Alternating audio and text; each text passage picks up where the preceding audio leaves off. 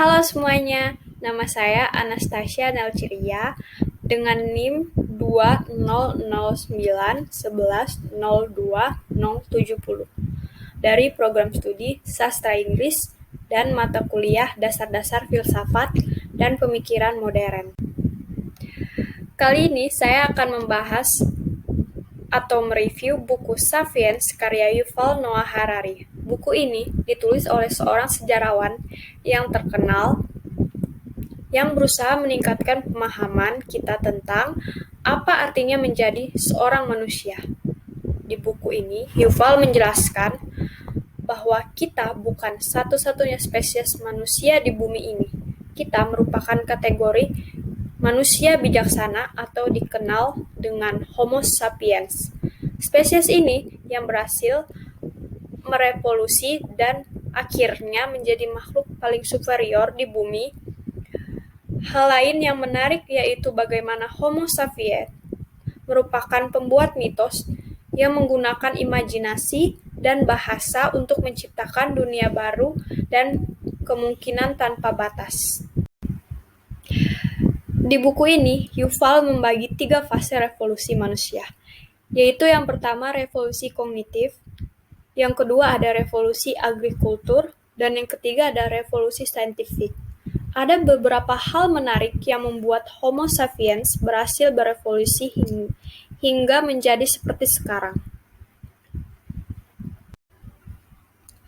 Saya akan menjelaskan tentang revolusi kognitif. Revolusi kognitif melahirkan realitas antara subjektif yang digunakan kelompok sapiens untuk mempertahankan kelompoknya. Realitas antara subjektif adalah mitos yang dipercayai bersama meski secara objektif suatu hal yang tidak ada. Selama para anggota kelompok itu mempercayainya, hal itu akan tetap ada. Jika satu orang kelompok tidak mempercayai hal itu, maka tidak berdampak banyak pada hal tersebut. Namun, jika kebanyakan anggota kelompok memilih tidak percaya hal itu, maka hal itu bisa hilang.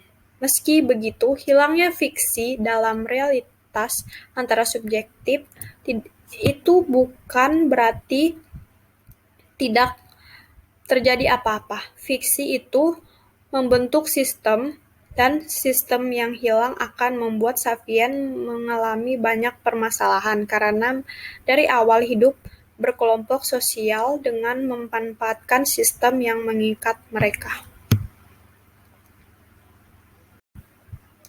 Selanjutnya, saya akan menjelaskan tentang revolusi agrikultur, yang bisa juga disebut sebagai revolusi pertanian. Selama puluhan ribu tahun sebelum sapiens menjadi pemburu-pengumpul yang selalu berpindah tempat untuk menemukan tempat di mana sumber makanan berada, mereka akan menghabiskan waktu bangun tidur mereka berburu dan menyantap hasil buruannya. Para sapiens perempuan harus memberi jarak sekitar 4 tahun untuk kelahiran anaknya, mengingat mereka akan berpindah tempat. Kemampuan bertani sapiens bukan satu hal yang mereka sengaja.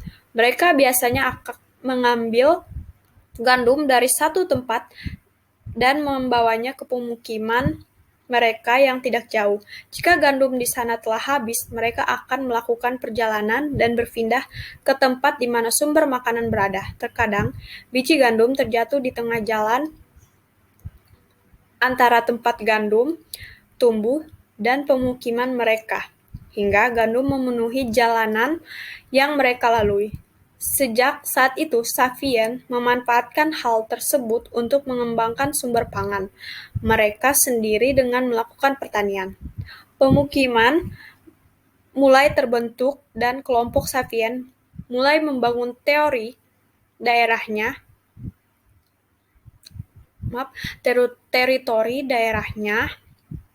yang di dalamnya terdapat ladang pertanian.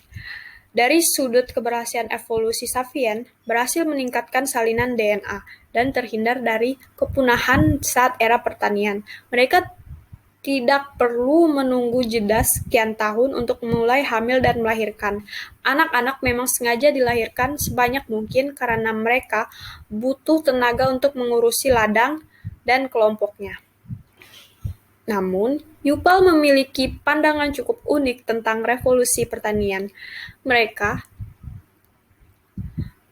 Menurutnya, revolusi pertanian adalah jebakan. Meski keberhasilan dari sudut pandang evolusi yang meningkatnya salinan gen, namun kualitas Sapiens menurun. Mereka kehilangan banyak keahlian, seperti berburu dan memanjat pohon yang tinggi. Mereka menghabiskan waktu di ladang dan mengerjakan hal ringan dibanding saat mereka masih menjadi pemburu pengumpul. Belum lagi sumber makanan mereka cenderung bersumber dari satu jenis pangan, yaitu gandum dan padi-padian yang memiliki gizi yang rendah. Dibanding banyak jenis pangan mereka konsumsi saat sebelum bertani. Pertanian membuat mereka bermukim di satu tempat untuk jangka waktu yang lama. Tinggal di tempat yang sama, rentan terserang penyakit dan virus. Pertanian memanjakan kaum elit yang ingin bermalas-malasan dan melahirkan hierarki dengan kaum bawah yang harus bekerja di ladang.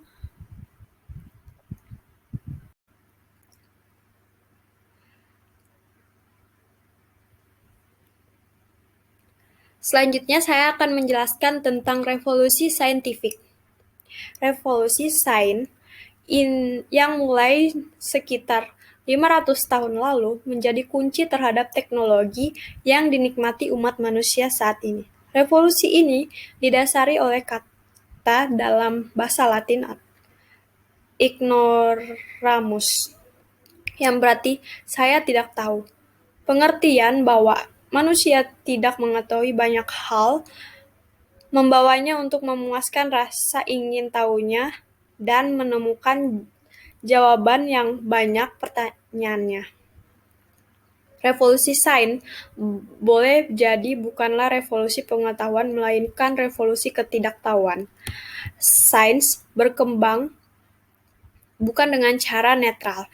Ia memuat tujuan dalam setiap pengembangannya. Perkembangan sains, kemajuan umat manusia bergerak secara linear, karena sains digunakan untuk memenuhi hasrat-hasrat manusia dan harus sesuai dengan kebutuhan dan tujuan manusia. Kemajuan bergantung kepada hubungan saling menguatkan antara sains, politik, dan ekonomi. Penelitian sains tidak akan berhasil atau terlaksana jika tidak ada dukungan dana dari pihak tertentu. Berbagai pihak akan studi mendanai penelitian dan ekspedisi sains selama ia mendapatkan timbal balik seimbang. Apakah hasil penelitian itu menguntungkan atau tidak?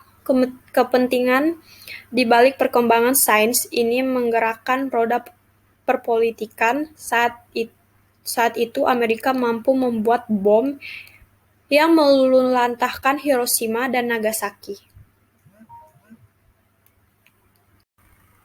Berikut tadi review buku Sapiens menurut saya dan beberapa penjelasan materi tentang revolusi kognitif, revolusi agrikultur, dan revolusi saintifik.